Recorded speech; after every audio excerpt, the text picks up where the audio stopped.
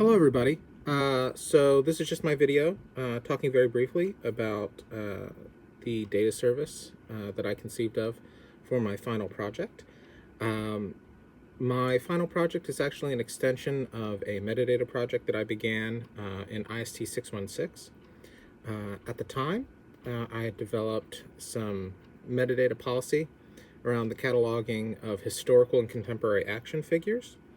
And the reason I chose to do that, full disclosure, that I am a collector. It is something that's interesting to me, but I saw a unique problem regarding that particular type of collecting.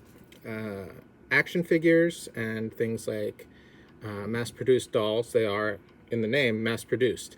And it has been typical policy for mass-produced items by large companies like Mattel, Hasbro, and I'm only naming some of the North American companies now, to reuse molds, to change the colors of items during a run, to mix and match parts, to sell off molds to foreign companies, to change packaging.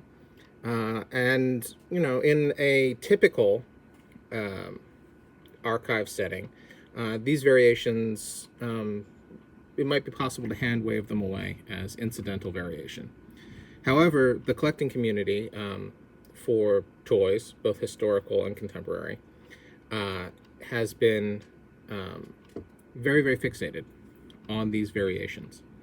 And so when I first conceived of my metadata policy project in 616, I was thinking ahead because I wanted to start developing a digital data service that would allow collectors to contribute on a community level to a growing database from which you could assert that a certain collection of parts and packaging and pack-ins and main item constituted a unique variation of a figure. For instance, there are problems in the collecting community. There is a figure in the Masters of the Universe line that began in 1982, known as Wonder Bread He-Man. No one has ever found it with packaging. A lot of people presume that it was a promotion of some type. It consists of a differently colored variant of the main figure in the line, with the addition of some accessories that you can get in other places. And so some people have proposed that this is a custom, some propose that it's a forgery, and right now it kind of lives on the line between being valid and being invalid, but collectors nonetheless care about it. And I was thinking to myself when I was developing this project, what kind of service could I introduce where the community could participate in proposing and verifying different examples of items that they find in the wild. So for this project, as an extension of that metadata policy,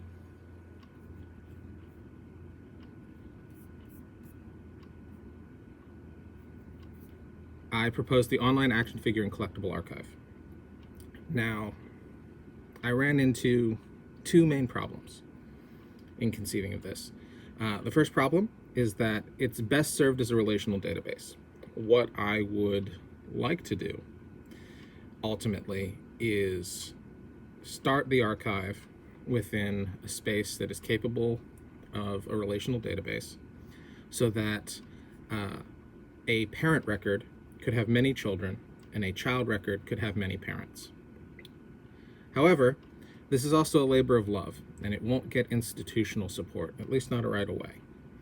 And without institutional support, the digital asset management tools that are available are almost all enterprise and are very, very expensive, to the tune of several hundreds of thousands of dollars a year. The main candidate that I identified while researching was what used to be called Documentum ECM, and now it's called OpenText. And they're capable of relational cataloging, but it's way too expensive for an individual project. And so I had to make a compromise.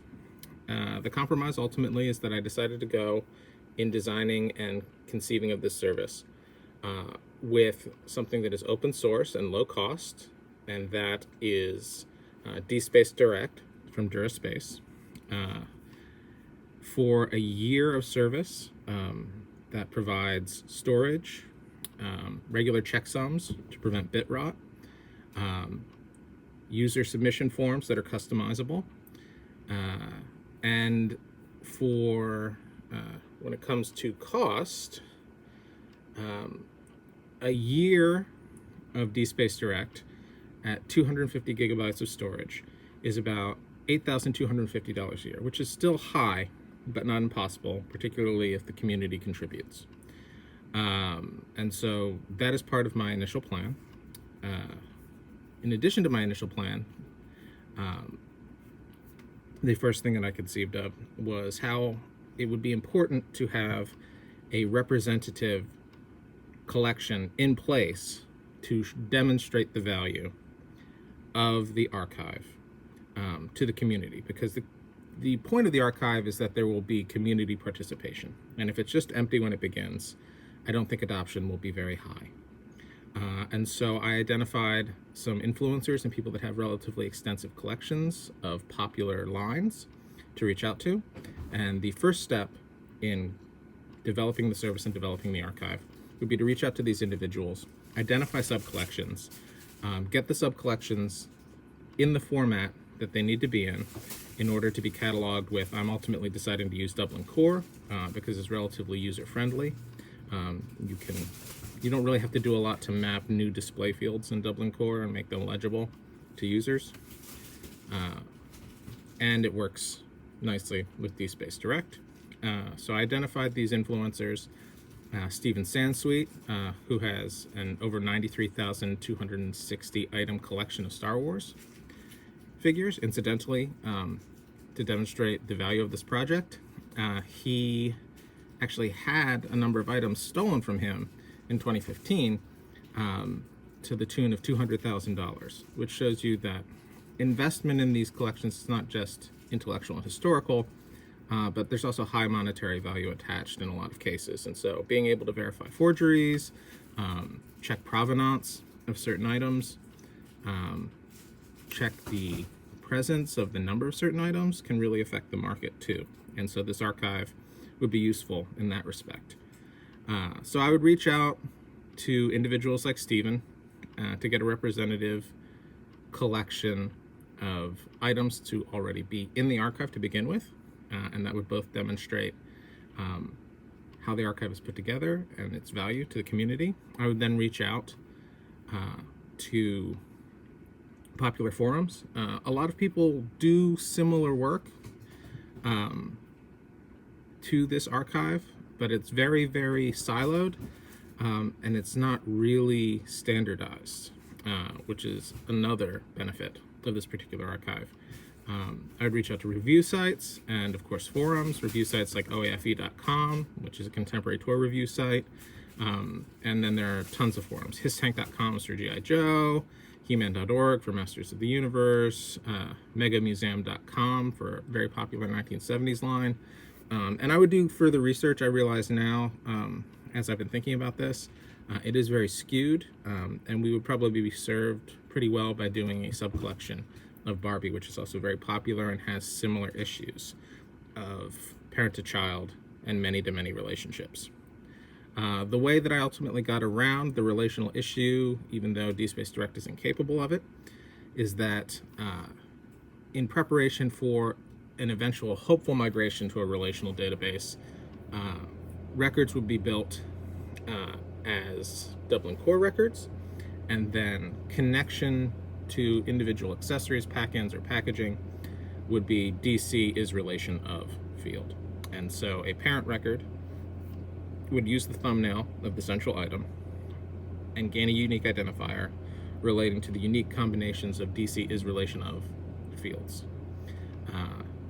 With any luck, that can be exported after the fact to XML and changed into, with minimal operations, into a relational format should we ever receive institutional support or get enough support from the community where we can actually be supported by an enterprise solution.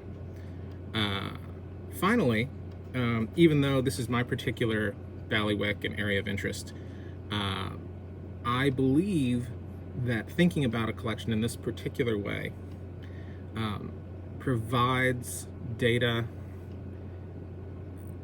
that is useful in a variety of applications, and not just toy collecting.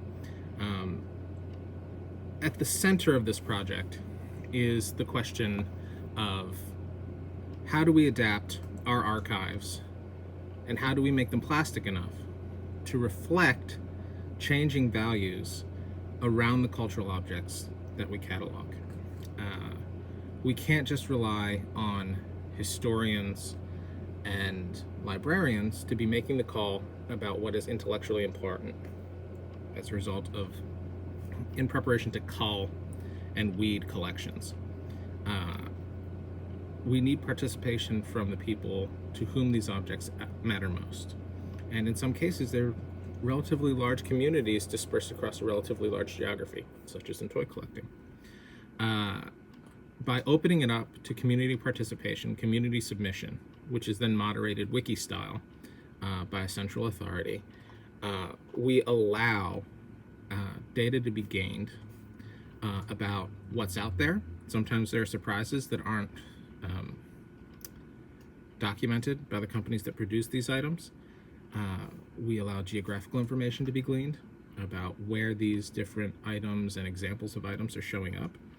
And we can actually do real, genuine research about what was released where, what's real, what's fake. And this is very, very useful. And I can see applications of this particular workflow style being useful to fine arts, antique stealing, archaeology, anywhere where a lot of data about variation, particularly about things where the relationship between items is not always clear, but items comprise wholes, might be valuable. And so I can see, once this workflow and this system has been implemented, ways in which to adapt it to other areas of interest and other areas of study. And that is my project. I've gone well over time now. If you have any questions, please feel free to reach out to me. My email is typemberton@gmail.com, or if you want to reach me at my Syracuse email, it's tapember@syr.edu. All right, thank you so much. I really loved taking this class with y'all, and I hope you have a lovely rest of your semester and winter break. All right, goodbye.